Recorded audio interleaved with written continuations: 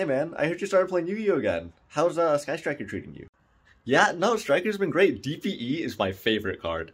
Oh, you mean Destiny Hero Destroy Phoenix Enforcer, so you're playing Striker Hero? That's kind of cool. Oh yeah, and the new Brave engine just came out, and I'm playing that in my deck too. It's doing wonders. Oh wait, the Brave package? You mean the one that the one that doesn't let you get your normal summon effects? Does that work in Striker? Doesn't that cut off all of your Striker spells too? Yeah, trust me though. It definitely works. It doesn't compete with Striker too much. Oh, but I'm also playing the Artifact package. Come on, man, you're not even trying to play Striker anymore. Hey there guys, I'm Mikazuchi and I'm here with a Sky Striker Brave Artifact deck profile, first deck profile on the channel, and it's going to be one that I won locals with. Before I get into too much though, I will say a lot of people will probably open deck profiles to see the list. I'm just going to flash that here for a second if this is something that you actually care about. The rest of this profile is actually going to go a bit more in detail just to explain my card choices and stuff of that nature. But if you want the list, here it is. One thing I want to say before I get into all of the cards is say that the general idea of this current list is more so just abusing the meta and saying that DP is broken, Scythe Lock is broken, Brave is broken, and Striker gives you grind, and Striker doesn't care about its normal summon. A lot of people will probably look at this list and think it's a bit unintuitive because, oh, it shuts down your Striker spells, but you're kind of going to see that that doesn't really matter in this list. Starting off, though, we're going to show you the Striker lineup. Pretty standard here. It's going to be the 3 Ray, 1 Rose, 1 Rhoda. Rhoda feels great in this situation because if you don't have any of these, you get Ray, but if you already have a Ray, you can pull a Rose and you easily get 2 bodies on board, right? Besides that, obvious cards are going to be Engage for 1. This card's broken. This card wins you games because it is Pot of Greed but better. Hornet Drones. Hornet Drones is especially good in this deck actually because it's really good at turboing out Link 2s because you can Hornet Drone, go Kagari, pick the drone back up, and then you have 2 bodies on board instantly without using your normal summon, right? This comes in a lot of the time, so it's funny because my engage searches can often be Hornet Drones, or even like my Hayate dumps can be Hornet Drones. My Kagari pickups can be Hornet Drones because I think this card might actually be the best Striker card in the deck, for the purpose of making Link 2s, of course. Okay, now the other Striker cards, this is going to turn some heads a little bit, I guess, but it's going to be 2 Widow Anchor, 1 Afterburner, and 1 Shark Cannon. It is a very, very minimal lineup. We're not running any multi-roll, we're not running any Area 0. I think that those cards are good in pure Striker builds because of you hitting, like, let's say, Ray in an area or something like that, right? But because we're running so few Striker cards and we're treating it more like an engine, although it is like the core engine of this deck and it is what you're wrapping your head around the most, these cards are searchable. You're going to find them off Engage. You're going to find them off Shizuku. You don't need to play lots of copies of them. Like, 3rd Widow Anchor can be dead if you open, like, double Widow Anchor, but I never feel bad about having any of these in my opening hand. Okay, so yeah, like, people will kind of say, oh, but now your Widow Anchor is not live on your opponent's turn because you have Griffin on board with a token or whatever, right? And it's like, okay, well, yeah, sure, if my Griffin is on board, I don't actually care about the anchor at all, right? And also, like, I actually look at these cards less so for their ability to stop my opponent during their turn, and more so is my way to break through their board, right? That's why the Striker cards end up being good. It's more so about the board breaking potential than it is about their inherent interruption. All right, so next up is going to be the Brave lineup. We're going to have 3 Enchantress. We're going to have 3 Rights. We're going to have a Foolish Burial. This right here is pretty much 7 Rights. This card's broken because for some reason it just does everything. It searches for Right. It special summons from hand if you have a token. And you can even banish it from grave for the search. So that's why Foolish comes in handy. Other neat thing I'll point out is that Foolish Burial tends to be kind of nice with a Rose for some reason. When your opponent leaves like a Verte on board, it actually does make game sometimes when you're able to go like DPE Foolish, send Rose, and like DPE pop, get Rose on board. You start your Striker engine for some reason. That's nice because you do go in and out of the Striker engine a lot. So like a standard Striker deck will probably float on Striker for almost the entire game, but this deck chooses when to play Striker and when to play like DPE Brave. And when to play like other mix and matches. Basically, at any point in the game, you're playing 2 engines. It's very rare you're playing 3 though. All right, and then so those are just the copies of Right, effectively. Then we get the one Draco back. We actually are running double Griffin Rider, and then we have a single Fateful Adventure. Griffin is not a brick. I will never see Griffin as a brick. Maybe if I saw two in my hand. But this card's amazing because for some reason it doesn't need to have a token on board to special summon itself. If you have no monsters on board, it's actually just a free extender. This plus any hand trap is 2 buys on board. That's a Verte, right? And hard opening it and then also having the right, it's like, sure, now I get to search for, let's say, like Enchantress, and now I have follow-up, and I just go insane, right? Not to mention, I don't think a lot of people realize that this card is actually a quick effect for some reason. So you can just drop it during your opponent's turn too, and it actually comes up for having the second one here more often than you would think, because for one, people want to blow up your Fateful all the time with Ghost Ogre in this format because they don't want you to have Griffin, right? Well, guess what? I hard open the Griffin. Now you've wasted your Ogre, and I'm going to continue to, like, hold you down. Besides that, like, let's say I like slam a Griffin, right? And they somehow blow it up, or like something of that nature, right? I can still Fateful get Griffin. Yeah, I can't special this turn, but I can special it at the start of my opponent's main phase. Like, it's a live card. Again, though, second copy of Griffin really helps you for getting into your Link 2 plays more. Verte Dagda makes games when you go first. It's ridiculous. All right, now next up, we're going to have this. Makes sense. This is broken. This is broken. Pot of Greed. And here we have the hand trap lineup. I don't need to talk about this too much. These aren't hand traps, but this is just like generic utility, right? Droplet's broken. Droplet in Brave particularly is broken because you get to send Draco back, right? You get to send the Verte you have left over. You get to send like whatever card. It's too good. Then we're going to go double Ash, double Droll, double Lancia, double Imperm. I really do like the 2 ofs over the 3 ofs right now because I don't think that there's any particular hand trap in this format that I like overwhelmingly more than others. And I'll also say that I'm liking Lancia and Droll in this format specifically because it feels like you need 2 hand traps to deal with people, right?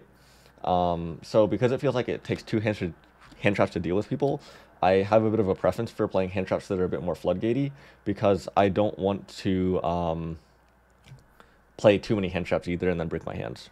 Especially when I'm already playing bricks like Celestial, Dasher, Draco back, and stuff of that nature. Alright, and then the last thing for the main deck is just the artifact package. Scythe. If you're not running this in your deck and you're capable of running it, I don't know what you're doing. This card's running the format right now.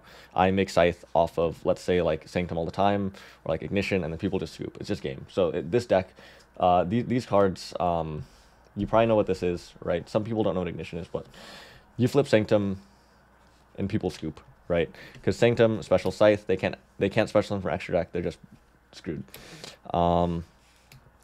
Yeah, I'll explain what Ignition does, though. So, Ignition is basically MST, but it sets a Scythe. I feel like I would feel really bad playing like 3 Sanctum, and sometimes I don't even play the Sanctums at all. And like you can cut this for like, let's say triple tack, and then you'll be at 40 cards. I do that for some locals. But Ignition feels better than Sanctum sometimes because it has added utility of just being an MST, right? So you can blow up other people's Fatefuls, you can blow up their field spells, it comes up, right? Or let's say like you're gonna make DPE anyways, right? If you have this set and you have DPE on board, you don't have to make Dagda, right? Because this is gonna fish for your Scythe for you. All right, so that's it for the main deck. Let's get into extra deck. Extra deck took a bit of work to kind of like iron out ratios and stuff, but I'm pretty comfortable with where it is right now. First off, we're going to have 2 Hayate, right? 1 Kaina, 3 Kagari, 2 Shizuku, 1 Zeke. This is the striker lineup. I did have to cut the 1 Shizuku, but that's okay because you're running so few striker cards that you're actually more frequently relying on Kagari to get you things out of grave than you are Shizuku to get you things out of deck. Because honestly, the things that you get out of deck should be coming from engage. The things you get from grave should be from Kagari. So Shizuku only exists to start your engine. You don't need to sit on it for too long, and you don't need to use it to float for too long either. Kaina and Hayate stay at their numbers though, particularly because they have down pointing arrows actually, because there are cases where you need to, let's say, like turn Hornet Drone into a Link Spider or even into one of these so that you can go into Verte, because Verte requires 2 effect monsters. The downward pointing arrows are very nice. Also Zeke broken. Alright, non-striker links though. First off, Link Spider. Link Spider is what turns right into a 1-card Verte. It turns right all of your 7 copies of right into additional copies of Fusion Destiny without using your normal summon. It just goes insane. You need this card. Good for both the Brave tokens as well as the Striker tokens, by the way. Next up we have Dagda, because Dagda outright wins you games by setting the Scythe. Next we have Verte, of course. If you can get 4 bodies on board in this deck, turn 1, and your opponent does not have interruption. Not saying you should always do this, there is some risk involved, but the fact of the matter is that if you do this and it resolves the way that you want it to, you win the game. Like, if they can't special summon from extra deck and they're not playing something like Flunder, it's actually just over. Then, of course, DPE to go with the Verte. And then the last 2 cards are going to be Dark. Dark is doing really well for me in this format, particularly because this is also a card that you can make off of just Hornet Drones. This also searches for Ray, and this also steals DPE. So like earlier in a turn, I can like force a DPE pop. I can make the Dark, I can steal the DPE, and then they don't get this on res, right? And in fact, I've held people's DPEs hostage for multiple turns where I'll just keep popping cards, and I don't mind, like, let's say, like blowing up a Draco back and it just keeps replacing itself. It's really good. Yeah, so oh, and then here's the last card actually. Here's access code. We don't have room for this lean package. We don't have room for Hulk, unfortunately, but you can get away with making raw access code pretty easily when you have stuff like a Dagda sitting around, or like you can go like Gloomy and like, let's say, like run right and stuff. You can find your way into access code just fine. I'm not actually particularly that concerned with making this that often though. Alright, and then the last thing I'll show you is side deck. This was a side deck that I ran for the specific event, but I will say that I do make my side decks before every local because I feel like it really just depends a lot, and there isn't really a correct way to side. You just kind of have to get lucky with what your matchups are going to be and what you think the meta is going to look like. In every side deck I run, though, it's going to be some form of like triple Cosmic and then triple Evenly, right? Evenly is really good. Cosmic is amazing because, well, as a striker player, I'm used to just having to play the Cosmic. Sometimes I'll even play the Twisters as well. But I cannot let my opponent game 2 or 3 resolve anti-spell on me. If they resolve anti-spell against this deck, it is so incredibly difficult to play the game. So you just stick the Cosmics in to call your opponent out for that. I'm not playing the Twins, though, because I do have 2 Ignition in main, so that gives me 5 quick play pops. I think that that's enough. Alright, so, well, yeah, so it's going to be those 6, right? Next up is going to be 3 Nibiru. Didn't play Token Collector because I didn't expect a lot of people to be playing, let's say, like, Brave or Sword Soul as much as I had seen before, and I guess I was kind of right this time. Yeah, but I don't know. Nib doesn't feel like an amazing card in main right now. Particularly because people are building Omni Negates to just play under Nib, and I kind of like to assume that good players are going to be playing around Nib in the first place, but we still have it here just to punish people. Next up is 3 Godarla. Kaijus are cool. Kaijus are good at outing Flunder stuff for one, especially under Barrier Statue. But even more so, this has a cool interaction with Brave, where with Draco back, you can go ahead and like out whatever like big boss monster they have, an Omni Negate, like a Dragoon, whatever it is. You can slam this on their board, and then you can Draco back, bounce the Kaiju back to your hand, and use it again next turn. Cool that you don't have to like out the Kaiju by actually battling it a lot of the time. All right, and then last is just more artifact stuff. Let's say you lose game 1 and you are going into game 2 knowing you're going to go first. There's no reason to not side in another Sanctum and another Scythe. Okay, so now we've seen the full list, but I want to get a little bit more into mechanically why this deck works and show you like one line of what makes this deck good, right? I will point out though, the reason why this deck is so good is because it plays so many one-card starters that don't compete with each other for resources. You have Fusion Destiny, you have the entire Striker lineup, you have all of the Brave stuff, right? What this adds up to is 2 Fusion Destiny starters, right? You have 7 copies of Striker starters, you have 7 copies of right. These all open you up into their engines and find you everything else that you could possibly need, right? So you really don't feel bad as long as you see one of these, but you feel amazing if you see any combination of 2. And if you see all 3, you just win the game. Not to mention, these aren't even considered starters, but they definitely matter quite a bit. Of if you can put 2 bodies on board and draw into any of these, like that's a Scythe lock, right? This on its own is a Scythe lock. These prevent you from having to commit bodies to make Dagda and let you sit your Griffin stuff on board instead. Okay, let's just show one instance of what makes this good. Let's say we open Ray and Right. Fusion Destiny is broken, but this is probably not going to come up as often as you want it to because it's only at 2, whereas we have pretty much 7 copies of each of these, right? Okay, so going into it, basically, this line is going to be the best Shizuku pass you've seen in your life. Let's see. So we're going to start off and we're going to go activate Right. Right is going to get us our token. Right is going to get us our Fateful.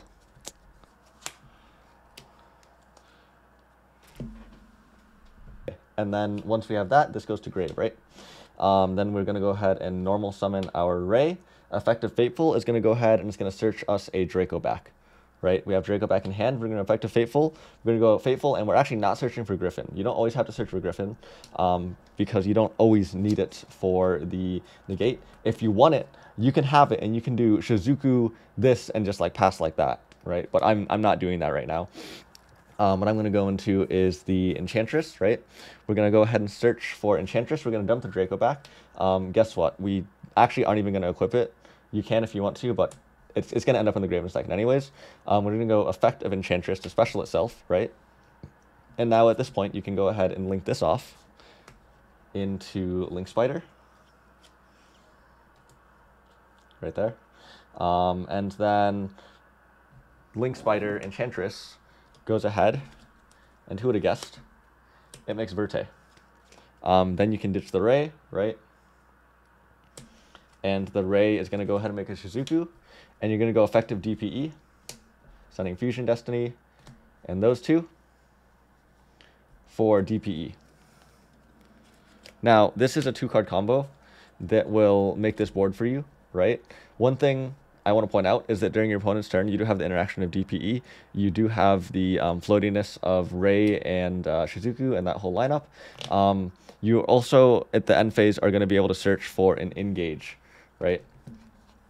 So what makes this really cool is that I would argue that this is a pretty hard board to OTK through, especially because there's the assumption of like, oh, you'll have hand traps, you'll have whatever else, whatever other types of interruption you can kind of get away with, including DPE.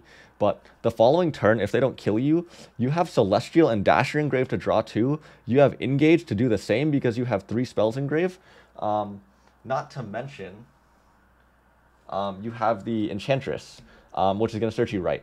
So what that means is that even if you manage to play all of your other cards, because you have 3 spells engraved, right, and you have Celestial Dasher, you actually go +2, +2, and then this is going to start you up the entire right line again. So this is pretty much to start off, this is going to be drawing 5 cards, or adding 5 cards to your hand on the following turn. And at that point, you're just going to run your opponent down. Especially because Engage is going to search you whatever card you want to break your opponent's board. All right, that's just a little taste of what lines kind of look like in this deck. And this is still kind of a fair striker board, to be fair, right? It's just it's a striker board that has pretty excessive follow-up, and it's a striker board that has the option of not playing striker if it doesn't feel appropriate for the matchup. Anyways, though, thanks so much for checking this list out. Brave Artifact Striker is doing work. Brave is running the meta, though, and so is Scythe. So kind of problematic, but it works well with Striker. Anyways, like, comment, subscribe, do whatever. I'll catch you guys later.